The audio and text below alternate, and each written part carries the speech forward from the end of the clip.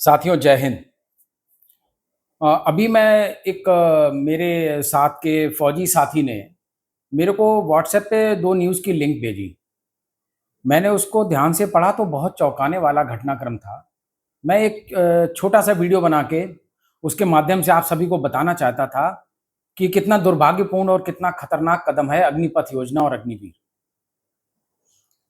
साथियों, तेलंगाना का एक नौजवान अग्निवीर में सेलेक्ट हुआ और लगभग 1 डेढ़ साल नेवी नगर मुंबई में पोस्टेड था। उसके बाद उसकी पोस्टिंग कहीं और हो गई। अपने साथ वो अपने भाई को पोस्टिंग के बाद उसी नेवी नगर में लेके गया। उसने अपना ड्रेस पहना, गेट के अंदर घुसा और एक सेंट्री गार्ड के पास जाकर के उसको बताया कि फलाना-फलाना नाम बताया, जो गार्ड कमांडर थे, सीनियर थे, क्योंकि वो वहाँ पोस्टेड था, तो वहाँ की प्रक्रिया, वहाँ के सीनियर्स का नाम, सारी व्यवस्थाएँ जानता था। उसने सीनियर का नाम बताया और उस गार्ड से बोला है कि मुझे आपकी बदली के लिए भेजा गया है, आपको यहाँ से फ्री किया गया है। तो एक मानसिक प्रवृत्ति होती है कि हो सकता है मुझे ड्यूटी से आज जल्दी छोड़ रहे हो, किसी दूसरे को गार्ड ड्यूटी के लिए भेज दिया हो। तो उसने अपनी इंसास की राइफल, उसकी मैगज़ीन और 40 राउंड इस लड़के को हैंडओवर करके वो चला गया। और इस लड़के ने जानते हैं तुरंत क्या किया? जो स्टेशन की बाउंड्री थी, उसके पीछे एक नियत जगह पर अपने बड़े भाई को बाहर खड़ा कर रखा था और इसने तुरंत जाकर के वहां से राइफल, मैगजीन और वो जो 40 राउंड थे, वो बाउंड्री के उस तरफ फेंक दिए और वर्दी में आराम से गेट से बाहर निकला और अपने भाई के साथ वापस तेलंगाना चला गया। कुछ घंटों के बाद जब ये बात खुली कि गार्ड रिलीव हुई है, तो जो अगला गार्ड पहुंचा है तो वहां कोई गार्ड नहीं था, हथियार नहीं था, एम्यूनिशन नहीं था। तो आप कल्पना कर सकते हैं कि कंटोनमेंट के अंदर से इस तरीके से हथियार, बारूद और जवान गायब हो जाए, तो अपने आप में बहुत बड़ा घटनाक्रम होगा। तुरंत-फुरंत जो नौसेना के अधिकारी थे, वो एक्टिवेट हुए, उन्होंने प्रशासन से संपर्क किया, पूरी रिपोर्ट हुई। उसके बाद सीसीटीवी कैमरे के पूरे डिटेल्स चेक किए गए, उस लड़के को आइडेंटिफाई किया गया और उसके बाद वो लड़का और उसके भाई दोनों को तेलंगाना में उनके घर से अरेस्ट किया गया। मैं ये घटनाक्रम आपको इसलिए बता रहा हूँ कि शुक्र मनाइए, अगर ये हथियार और ये अग्निवीर और उसका भाई अगर अरेस्ट हो गए तो अच्छा रहा। लेकिन अगर अरेस्ट नहीं होते तो ये कहना बहुत मुश्किल है कि आखिर ये हथियार किस लिए वहां से गायब किया गया। यही नहीं कि ये हथियार का दुरुपयोग हो सकता है, ये अपने आप में दुर्भाग्यपूर्ण है। लेकिन इससे बड़ी दुर्भाग्यपूर्ण बात क्या हो सकती है, वो समझने का प्रयास कीजिए और उसी के लिए मैं आपके सामने आया हूं।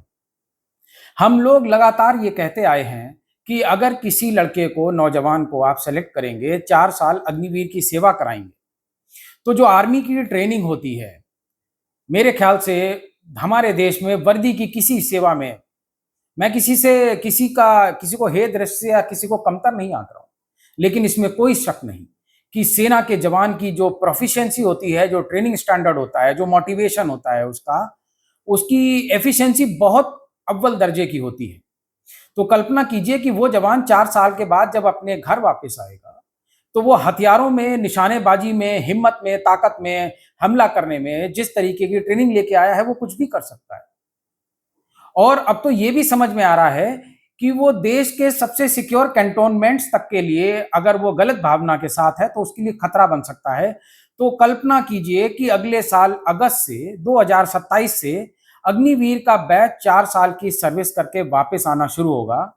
वर्तमान में केंद्र सरकार ने कहा है कि हम 25% को रिटेन करेंगे, इसको बढ़ाने पे अभी विचार चल रहा है। और विचार का आचार तो कम से कम लोकतंत्र में आप भारत के समझते ही होंगे।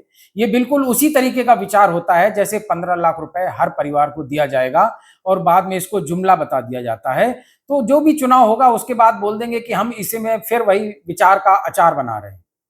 तो आप कल्पना कीजिए, जो हजारों की संख्या में ये नौजवान लड़के जब घर वापस आएंगे, तो इनको एक और झुनझुना दिया जा रहा है कि हम प्रदेशों में जो पुलिस की और बाकी वर्दियों की सेवाएं हैं या अन्य सेवाएं हैं, हम उनमें सम्मिलित करेंगे।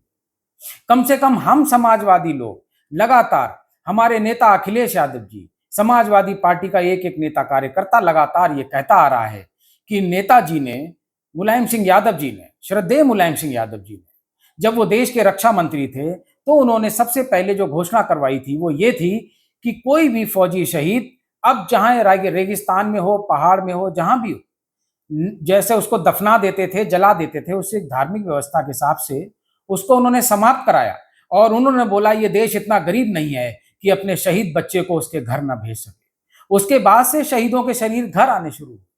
उन्हीं भावना से उन्हीं के लाल अखिलेश यादव जी ने सबसे पहले देश में घोषणा की थी कि हम समाजवादी अग्निवीर योजना के खिलाफ हैं और जब भी हमारे दखल की दिल्ली में सरकार होगी हम इसको समाप्त करेंगे। तो उसकी कारण और मंशा को समझ लीजिए।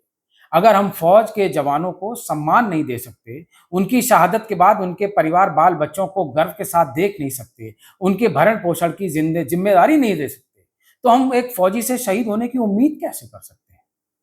मेरा फिर आपको ये घटनाक्रम बताने का मकसद सिर्फ इतना था कि अग्निवीर की दक्षता के साथ अगर कोई 4 साल के बाद फौजी वर्दी उतार के बेरोजगारों की भीड़ में देश में शामिल होगा तो वो देश के लिए खतरा बनेगा।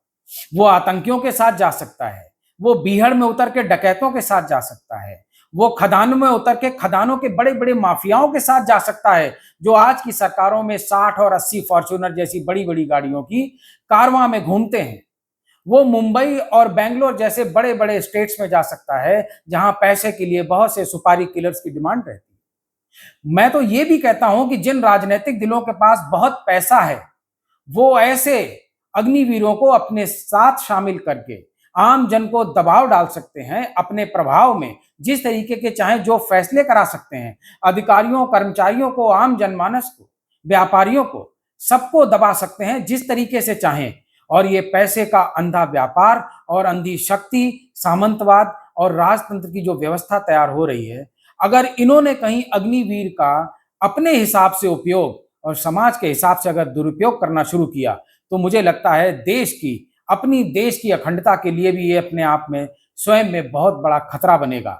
एक बार अपने भी दिल के ऊपर हाथ रख के पूछेगा, क्या ये देश इतना गरीब है कि अपने फौजी को उसकी तनख्वाह, उसकी पेंशन और आजीवन फौज में सेवा करने का मौका नहीं दे सकती, या फिर भारतीय जनता पार्टी भारतीय सेना के साथ नहीं है। ये मैंने फिर दोहराने के साथ इसलिए कह रहा हूं, आज की तारीख में केंद्र सरकार के आदेश से पाकिस्तान की सरहद पे ऑपरेशन सिंदूर चल रहा है, लेकिन 21 सितंबर को भारत और पाकिस्तान का क्रिकेट मैच भी होने वाला है।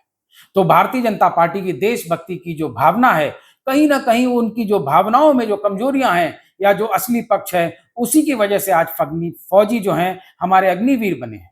हम आप सबसे हाथ जोड़ के निवेदन करते हैं कि कम से कम फौजियों के लिए खड़े होइए, अग्निवीर के खिलाफ खड़े होइए, नहीं तो देश की अखंडता के लिए यही नौजवान कहीं बेचारे खतरे के तौर पे इस्तेमाल ना किए जाएं। यही आपसे याचना है। जय हिंद।